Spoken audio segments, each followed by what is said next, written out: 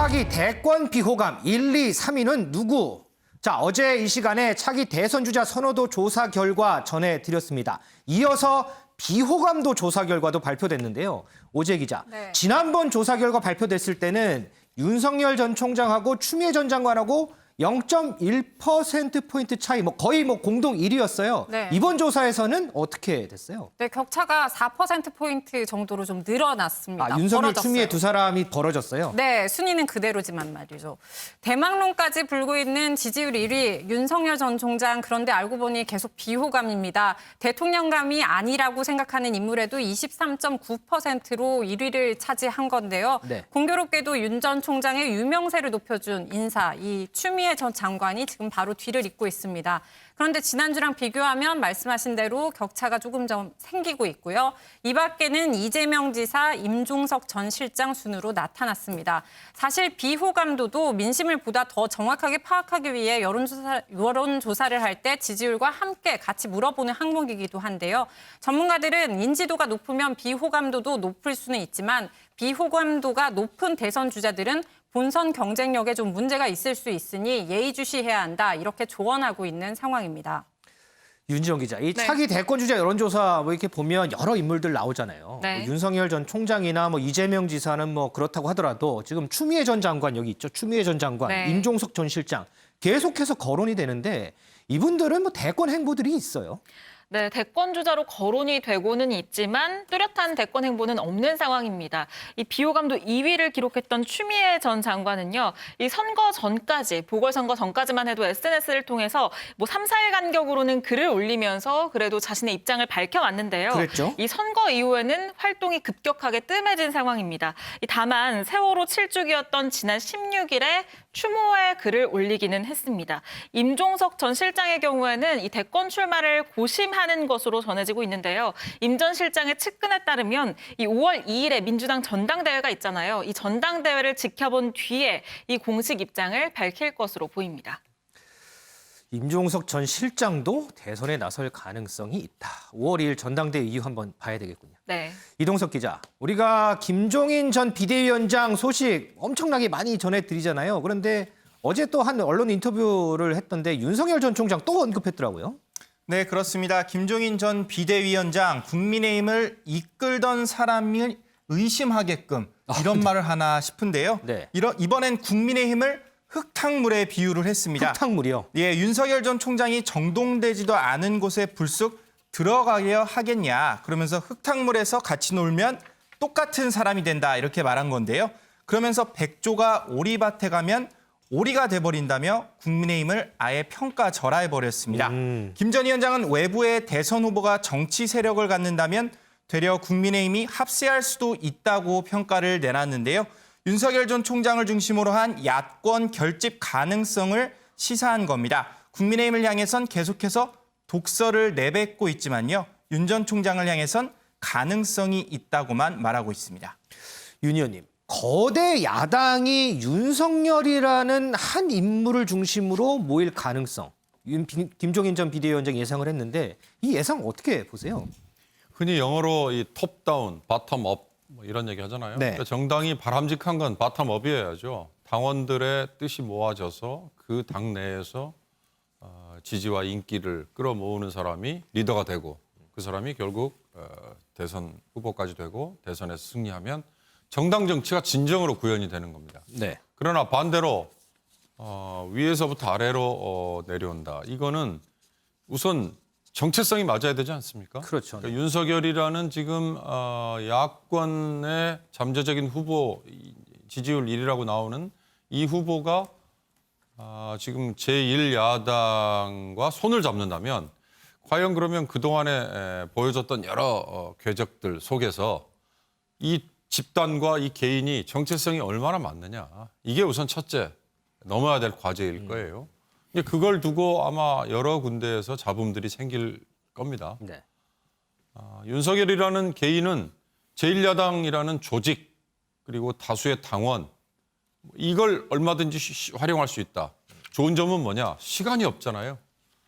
대선 지금 기간 얼마 안 남았고 그다음에 아직까지 자기의 정치 세력화하지는 전혀 않았고 네. 그러니까 자꾸 제1야당에서는 오라고 하는데 지금 김종인 전 국민의힘 비대위원장이 한 얘기를 보면 윤석열 지금 전 총장이 국민의힘에 가면 그걸로 아마 가치가 툭 떨어질 것 같고 본인은 또 더더욱 그 다음부터는 윤석열 전 총장을 대하는 태도를 좀 바꿀 것 같이 그렇게 얘기를 해요. 네. 저는 방금 우리 이동숙 기자가 처음에 했던 얘기가 귀에 쏙 들어오는데 김종인 전 비대위원장이 정말 국민의힘을 이끌었던 사람이 맞나 이런 생각이 들 정도로 지금은 이 사대에다가 기관단 총을 꽂아놓고 마구 그냥 쏘고 있는 것 같은 그런 느낌이 들지 않습니까? 네. 과연 이게 뭘 의미할까? 윤석열에게 정말 제3의 정치 세력화, 제3의 정당을 통해서 정치 세력화를 하라는 뜻인지 요즘에 나온 몇몇 컬럼 중에 눈길 끄는 게 있습니다. 프랑스의 마크롱 같은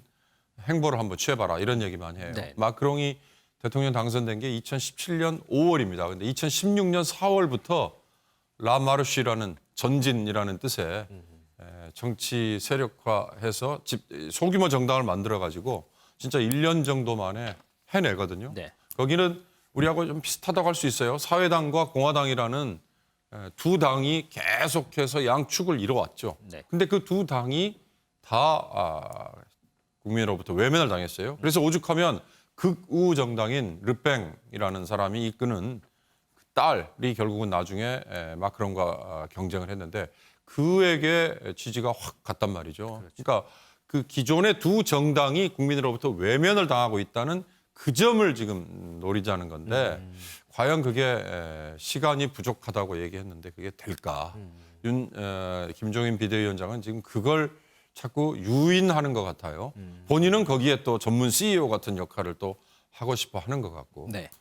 시간이 얼마 안 남았기 때문에 이거 역시 과연 성공할 수 있을까? 제일 중요한 건 윤석열이라는 지지율 1위를 받는 후보가 과연 정체성이 뭐냐. 그다음에 앞으로 5년 동안 대한민국을 이끌 생각이라면 그가 가진 철학과 비전이 뭐냐. 이걸 빨리 보여주는 게 그게 관건일 것 같습니다. 이동숙 기자, 지금 김종인 전 비대위원장 예상과는 다르게 어쨌든 국민의힘에서는 여전히 윤석열 전 총장이 우리 국민의힘으로 들어와야 유리하다 이런 생각 계속 갖고 있는 거죠. 네, 다수의 의원들이 그런 생각을 갖고 있는 것 같습니다. 장제원 권성동 국민의힘 의원이 결국엔 윤석열 전 총장이 국민의힘에 입당할 것임을 예고하는 모양새인데요. 먼저 권성동 의원이 어떤 얘기를 했는지 함께 들어보시겠습니다. 윤석열 전 총장도 우리 당의 플랫폼에 들어오는 것이 본인의 대권 도전에 한 발 다가가는 것이다. 저는 그렇게 생각을 하고 있습니다. 현대 민주주의 정치에서 정당 없는 정치는 불가능합니다. 독불장군이 없습니다. 그래서 지도부의 일원이 된다 그런다면은 여러 가지 방법을 동원해서 윤석열 총장하고 접촉을 할 그런 계획을 갖고 있고요. 네, 정당 없는 정치는 불가능하다. 그리고 독불장군식으로 성공할 가능성은 전혀 없다. 이렇게 권성동 의원이 밝힌 건데요. 장제원 의원까지 합세했습니다. 장 의원은요, 국민의힘은 윤석열을 위한, 윤석열을 의한, 윤석열의 정당이 된다며 링컨 대통령이 남긴 명언을 사용하기도 했는데요. 장 의원은 대권을 노리는 분들에게는 국민의힘이 가장 좋은 플랫폼이다. 이런 걸 강조하기도 했습니다. 오지혜 기자, 지금 장제원 의원 얘기가 나왔으니까 말인데요. 장 의원이 이전부터 김종인 전 비대위원장한테는 항상 날선 비판했잖아요. 네. 이번에 인터뷰에서 김 전 위원장이 이에 대해서도 언급을 했더라고요. 네, 그렇습니다. 두 사람의 장외 설전은 참 점입가경입니다. 네. 갈수록 가관인데요. 김 전 위원장은 언론 인터뷰로 장 의원은 SNS를 통해 서로를 저격하는 모양새인데요. 김 전 위원장 한 인터뷰에서 장 의원을 홍준표 의원의 부하 아니냐 이렇게 상대 안 한다 평가절하했습니다. 그랬더니 장 의원 발끈했죠. 김 전 위원장의 인식이 저렴하다며 정치 거강꾼이라고 표현했습니다. 그러면서 그때그때 말을 바꾸면서도 부끄러움을 느끼지 못하고 있다며 인지 부조화 치료를 받으라 이렇게 비꼬기도 했습니다. 윤지영 기자, 네. 지금 김종인 전 비대위원장 인터뷰하면 항상 거론되는 사람 두 사람 있어요. 윤석열 전 총장하고 안철수 대표인데 윤석열 전 총장 얘기는 우리가 했고 안철수 대표 얘기는 이번에는 없었어요? 네, 안철수 대표를 향해서도 미묘한 발언을 내놨습니다. 또 얘기 나왔어요. 네, 맞습니다. 이 자연인으로 돌아갔다고는 하지만 끊임없이 언론과의 인터뷰를 통해서 계속해서 목소리를 내고 있는데요. 이 김종인 전 위원장 이번에는 안철수 대표가 국민의힘에 입당했다면 오세훈 시장을 이겼겠냐라는 질문에 안철수가 서울시장이 됐지라면서 속으로 후회가 막심할 거다라고 웃어 보인 겁니다. 그러면서요, 자신이 처음부터 그 사람을 거부한 게 아니다. 그때 내가 그랬다. 국민의힘에 입당해서 경선을 하면 당신이 단일 후보가 될 거라고 했다. 그런데 안 대표가 이번 당은 죽어도 안 되니까 안 온다고 했다. 그러니까 방법이 없었다라고 얘기를 했습니다. 네, 서울시장 재보궐선거와 관련해서 김종인 전 위원장이 이번에는 국민의힘을 함께 이끈 주호영 원내대표를 정면 겨냥했습니다. 주호영 원내대표도 겨냥했어요. 네, 국민의당과 통합 중인 주호영 원내대표를 향해서요. 그 사람은 도저히 이해를 못하겠다. 주 원내대표는 안철수 대표를 서울시장으로 만들려던 사람이다. 이렇게 폭탄 발언을 한 건데요. 그러면서 안철수 대표와 작당을 했다. 이렇게 말하기도 했습니다. 주호영 원내대표, 김종인 전 위원장의 발언에 발끈했는데요. 주 원내대표의 발언도 함께 들어보시겠습니다. 김종인 위원장님 인터뷰에서 좀 안철수 대표랑 서울시장 후보직 두고 뭐 작당을 했다 뭐 이런 거짓 표현까지 나왔는데 거기에 대해서 좀 어떻게? 작당은 당을 만드는 게 작당인데 그 현상을 보는 생각은 각각 다 다를 수가 있습니다. 저는 경선 과정에서 특정인을 돕거나 한 적이 전혀 없습니다. 아마 오해하고 계시는 것 같습니다. 다만 단일화가 깨어져서 선거에 어려움이 있을 수 있다고 보고 단일화가 깨어지지 않는 쪽으로 노력했을 뿐이지 제가 누구를 돕거나 어떻게 한 적이 전혀 없습니다. 그 점은 아마 잘못 알고 계시는 것 같습니다. 네, 주 원내대표는 서울시장 경선에서 그 어떤 누구도 도와준 사람이 없다며 선을 그으면서요. 갈등 양산에서 한 발 물러나는 모양새를 보였습니다. 소 의원님, 조금 전에 뭐 이동석 기자 표현 빌리자 그러면 이분이 정말 국민의힘을 이끌었던 분이 맞나 싶을 정도로 지금 언론들하고 연일 인터뷰에서 국민의힘에 대해서 뭐 날선 비판을 해요. 뭐 흙탕물이니 아사리판이니 뭐 작당을 했느니 단어 선택도 상당히 센데 이렇게 하는 이유가 의도가 있을까요? 저는 뭔가 있을 것 같은데 뭔지는 모르겠거든요. 지금 시기는 4.7 재보궐선거라는 하나의 큰 분수령 이후에 펼쳐지는 상황 아닙니까? 네. 여야가 마찬가지로 지금 세력 재편을 하고 있는 거죠. 여권은 이제 여권에 큰 힘이 있으니까 그것이 상대적으로 조용하게 물밑에서 펼쳐지는 거고 네. 삿바 싸움이 야권은 그것이 이제 공개적으로 표출이 되면서 굉장히 투박한 모습으로 펼쳐지고 있는데 어쨌든 이 상호 간의 주도권을 잡기 위한 치열한 싸움을 지금 벌이고 있는 거죠. 기본적으로 김종인 전 위원장은 이 국민의힘이 현재 상태라면은 내년 대선에서 승리할 수 없다. 이런 생각을 갖고 있는 것으로 보입니다. 네. 일단 국민의힘에 뭐 5%를 넘는 대선 주자가 없지 않습니까? 네. 대선 주자가 없고 최근에 발표됐던 한국리서치, 코리아리서치 등의 그 조사 결과 보면은 왜 4.7 선거에서 승리했는가라는 그 승리 요인에 민주당이 못해서가 61%, 국민의힘이 잘해서는 불과 7%로 나왔거든요. 네. 이러한 상태에서는 내년 대선을 치르면 필패다. 이런 생각을 김종인 위원장은 지금 갖고 있는 겁니다. 전투에서는 이겼지만 전쟁에서는 진다. 이 생각을 갖고 있는 거죠. 그렇다면은 내가 지금 거기를 떠난 상황에서 어떻게 하면 내년 대선에서도 전체적으로 야권이 승리하는 쪽으로 갈 것인가. 일단 국민의힘을 변화시켜야 된다. 그러니까 강력하게 지금 국민의힘을 계속해서 비판하고 있는 것이 그런 셈법이 깔려 있는 것이 아닌가.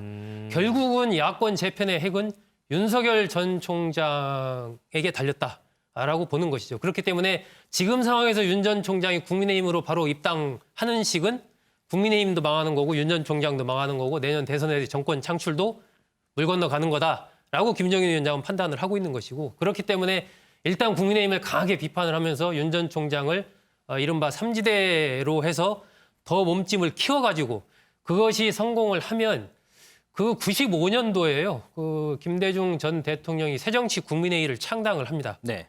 그때 이제 영국에서 돌아와 가지고 95년 6월 달에 지방자치 선거에서 조순 시장이 서울에 당선되죠. 민주당 후보로. 그것에 자신을 얻어서 새정치국민회의를 창당을 하는데 민주당에 있던 국회의원들이 95명 중에 65명이 새정치국민회의로 옮겨가거든요. 아마 김종인 위원장은 그런 모델까지도 생각을 좀 하고 있는 것 아닌가 싶습니다. 자, 이런 김종인 전 비대위원장의 윤석열 전 총장과 관련한 평가와는 달리 박범계 법무부 장관은 또 비판적인 발언을 내놨습니다. 영상으로 보고 오겠습니다. 3월 4일에 사직을 하셨으니까 그 전이라도 그렇죠. 그 전이라도 현직 총장으로 계실 때 지난 국정감사에서 했던 약속처럼 사과할 일이 있으면 사과하겠다. 적어도 사과를 하고 했는 것이 적절하지 않았을까 하는 생각을 가져보고요. 퇴임 전까지 특별한 얘기를 한 바가 없고요. 퇴임 이후에도 과연 그 얘기할 위치에 있느냐 여부와는 별개로 대국민 어떠한 메시지를 낸 바는 없습니다. 대검에서도 그 이후에 특별한 어떤 조치나 대국민 어떤 유감의 표시 같은 건 없었다는 측면에서 장관으로서 상당히 유감의 그런 생각을 갖고 있습니다. 이동석 기자, 여권의 대권주자 이재명 지사는 보궐선거위에 별 말이 한 말도 없는 것 같아요.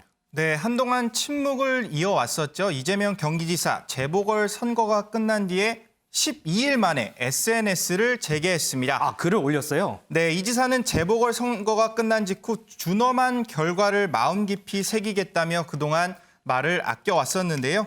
이 지사는 오늘 SNS에 글을 올렸습니다. 그러면서 낮은 자세로 주권자를 두려워하며 실용적 민생개혁 실천에 끊임없이 매진해야 한다고 주장을 했는데요.